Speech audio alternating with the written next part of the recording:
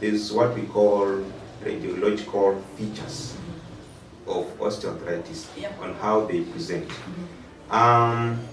Radiologically, when you do an X-ray before staging this osteoarthritis, there is what we call narrowing of the joint. Remember I talked about synovial membrane and synovial fluid. Yes. Because of wear and tear, the joint synovial fluid will go low. The joint cartilage will wear out, meaning the joint was in this.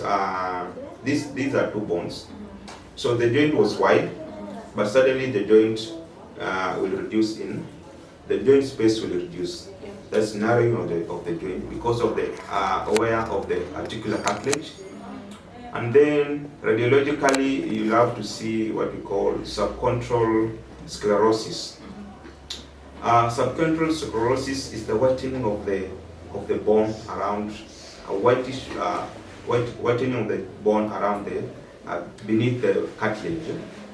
And then there's also subchondral cyst. Subchondral cyst is the blackening around the cartilage of the joint.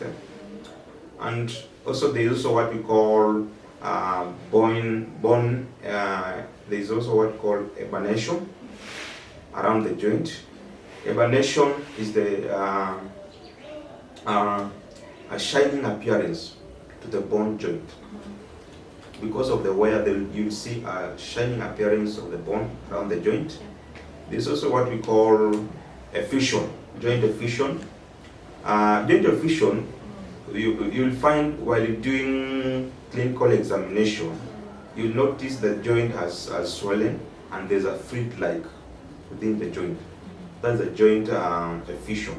So there's a fluid-like accumulating in the joint. Radiologically, you'll also see the deformity of the joint because of the wear. You may find one of the part of the bone has worn completely, the other one is still well. So there's an obvious deformity of the joint radiologically. Yeah. So after you've seen all those, how do you treat? Good. So there's management. There's non-pharmacological management. There's pharmacological management. Okay. There is surgical management, and there's also complementary management. Under non-pharmacological management, there's what we call physical therapy to strengthen the muscles and relieving the pain and the inflammation. There's use of splints and braces, but that happens during stage 1 mostly. There's use of cold and hot therapy. Talked of physical therapy. Yes. That is for stage 1, right? Yeah. Okay. For stage 1 and pharmacological. There's education and lifestyle, like what we are doing now. Yes. We're educating the community, and so on. So there's also pharmacological management that involves use of drugs now, medicines. There's a topical analgesic, whereby we use cream to manipulate around that joint by the physiotherapist. Yes. There's injections. There's corticosteroid injections. There's hyaluronic acid injections to the joint, and also non-steroidal anti-inflammatory drugs taken orally. There's also surgical management that involves surgery. A question to that. Someone is not working somewhere. Where could they go for surgical intervention? Now, when you come to surgical procedure as an option, this now stage 3 of osteoarthritis, Yes. where we talked of joint deformity, and obvious joint deformity, whereby one moves by limping. An obvious deformity, and in some cases the joint fused because of the narrowing. There is no movement at all to the joint. So, and chronic pain. For this case, we'll opt in for surgery to manage this osteoarthritis. And under surgery, there are different types of surgery that one may undergo, depending on the severity of the osteoarthritis. There's what we call arthroscopy, whereby the cartilage may be repaired through a procedure called arthroscopy. These are minimal incision or minimal intervention that involves repairing of the joint without opening the joint completely. Yeah. And there is what we call osteotomy. Because of the wearing of the bone, there's one part of the bone that may still be in good condition. So they will do what we call wedging or shaping of the bone. Yeah. There's also what we call arthroplasty, or another term called joint replacements, that involves replacing the joint with artificial implants. There's also what we call arthrodesis.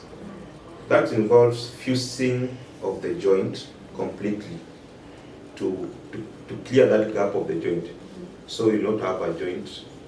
How will you be able to walk without joints? Those normally happens when it happens to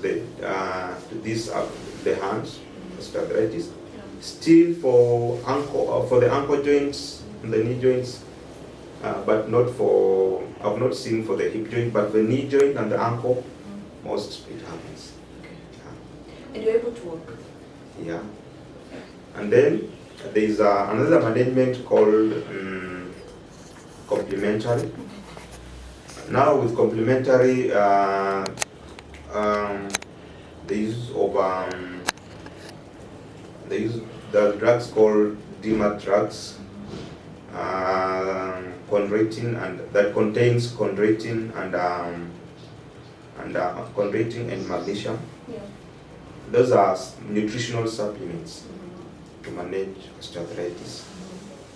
There is also herbal management. There is use of ginger to manage osteoarthritis. But this happens in the early stages. In the early stages. Yeah. So this is manageable at home using ginger. Only ginger. And turmeric. And turmeric. Turmeric. So how do you do, maybe do some water? How do you go about it? People would want to know. No, by taking the on cooking with them food. Yeah, sure. Okay. So what are the complications of the osteoarthritis? The complications of arthritis are there. One is joint instability. This means that you've not been attended. Joint instability. Your joint will not be stable, and getting you at a high risk of fall, Yeah. and which will later cause injuries to your body. There is what we call the impact to the mental disorder. That is because of chronic pain, you can't move. So it will contribute to anxiety and and depression. There's also what we call deformity. Because you've not been attended well, there's an obvious deformity, severe deformity that you can't move.